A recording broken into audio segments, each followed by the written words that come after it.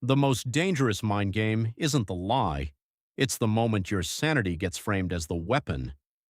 You walk into the conversation trying to mend a rupture, and you walk out convinced you're the one who broke everything.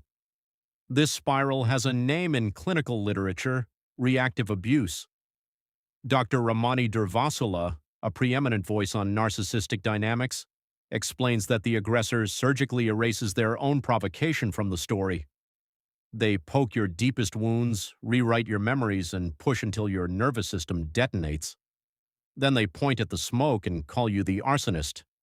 The inciting injury vanishes and your self-protective outburst becomes the only evidence on trial. Think about that architecture for a moment. Why is it so effective at breaking you? Because your empathy does the heavy lifting for them. You instinctively scan for your own mistakes while they delete theirs. A guilty conscience investigates itself, an empty one edits the script, and here's what you likely missed. Once they've branded you the unstable one, they don't need to win any more arguments. They've built a permanent alibi for every future cruelty. Now let's dissect the exit wound. When a highly narcissistic person walks away, or when you finally lock the door, their inner narrative isn't grief, it's a coronation. Psychologists recognize this as a God complex, a grandiose delusion that they are the oxygen in your emotional lungs. They genuinely anticipate your collapse. They picture sleepless nights, desperate texts, a life that can't reboot without them. In their mental screenplay, you're not a survivor. You're a sequel that can't exist without the original.